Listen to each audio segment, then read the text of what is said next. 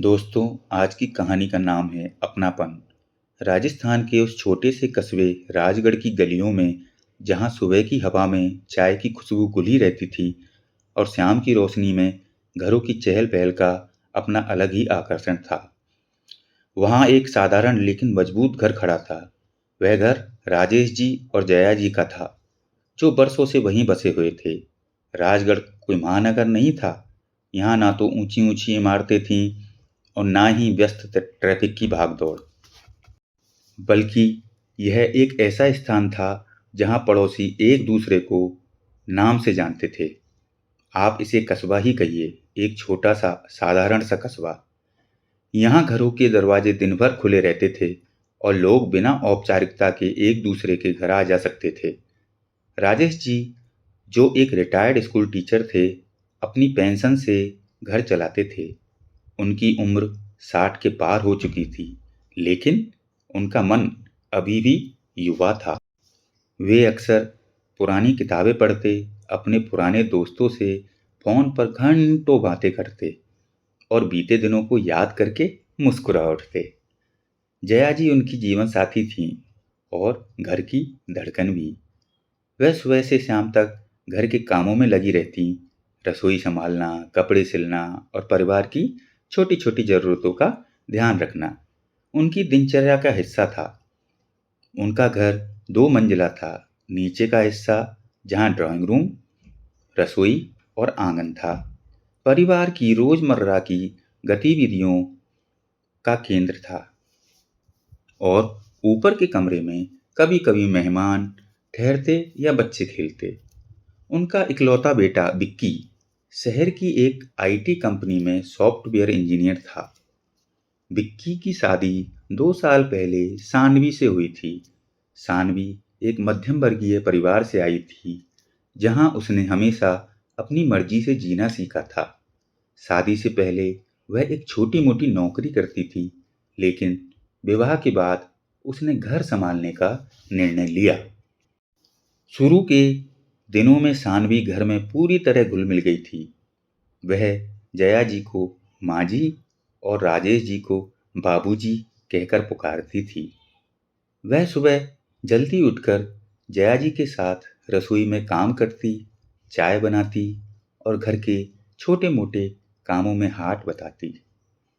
धीरे धीरे समय बीतने लगा, लेकिन जैसे जैसे दिन महीनों में बदले, सानवी के मन में एक हल्की सी बेचैनी घर करने लगी। शहर की खुली जिंदगी में पली बड़ी सानवी को छोटे कस्बे का शांत जीवन कभी कभी सीमित सा लगने लगा। यहाँ सब कुछ बहुत धीरे धीरे चलता था, लोगों की बातें, दिनचर्या और सोच भी। एक दिन शाम को जब विक्की ऑफिस से लौटा, तो सानवी ने उससे कहा, विक्की, क्या तुम्हें नहीं लगता कि हमें शहर में ही अलग घर ले लेना चाहिए? विक्की थोड़ा चौंक गया। उसने सानवी की ओर देखा और शांत स्वर में बोला, लेकिन सानवी, माँ पापा का क्या? वे यहाँ अकेले कैसे रहेंगे? सानवी कुछ देर चुप रही, फिर बोली, मैं ये नहीं कह रही कि हम उन्हें छोड़ दें, लेकिन हमारी अपनी भी तो जिंदगी है। विक्की दुविधा में पड़ गया। एक तरफ उसके माता पिता थे, जिन्होंने उसे पढ़ाया, लिखाया और जीवन में आगे बढ़ाया, और दूसरी तरफ उसकी पत्नी थी, जिसके साथ उसे भविष्य बनाना था। उधर जया जी ने भी धीरे धीरे सानवी के व्यवहार में बदलाव महसूस करना शुरू कर दिया था। पहले जो बहू हर छोटी बात पर मुस्कुराती थी, वह अब अक्सर चुप रहने लगी थी।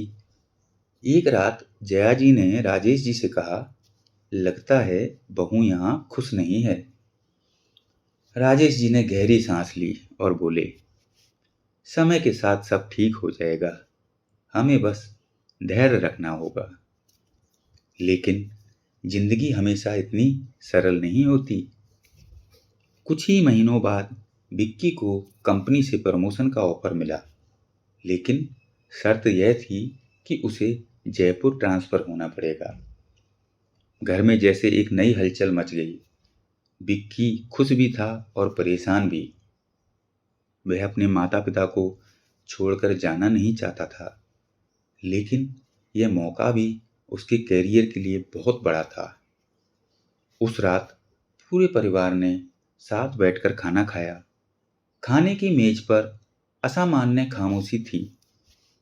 तभी राजेश जी मुस्कुराते हुए बोले, बेटा, जिंदगी में मौके बार बार नहीं आते, तुम्हें जरूर जाना चाहिए। विक्की की आंखें भर आईं। लेकिन बापूजी, आप दोनों, राजेश जी ने उसके कंधे पर हाथ रखते हुए कहा, हमने तुम्हें उड़ना सिखाया है, रोकना नहीं। सानवी भी चुपचाप यह सुन रही थी। उस पल उसे पहली बार एहसास हुआ कि इस घर में उसे केवल बहू नहीं, बेटी की तरह अपनाया गया है। कुछ दिनों बाद विक्की और सानवी जयपुर के लिए चले गए। घर फिर से शांत हो गया, लेकिन उस घर की दीवारों में अब भी हंसी की गूंज बाकी थी। जया जी सुबह आंगन में तुलसी को पानी देती और राजेश जी बरामदे में बैठकर अखबार पढ़ते। कभी कभी फोन बजता और दूसरी तरफ से विक्की की आवाज आती, माँ, बाबूजी, आप कैसे हैं? समय बीतता गया, लेकिन रिश्तों की गर्माहट बनी रही, क्योंकि आखिरकार घर केवल ईंट पत्थर से नहीं बनता। घर बनता है रिश्तों, यादों और अपनापन से। और राजगढ़ के उस छोटे से कस्बे में खड़ा वह 2 मंजिला घर आज भी यही कहानी कहता है कि सच्चा परिवार वही होता है जहां दूरियां बढ़ जाएं, लेकिन दिल कभी दूर ना हो। तो दोस्तों, आज की कहानी आपको कैसी लगी? कमेंट्स बॉक्स में जरूर बताएं। चैनल को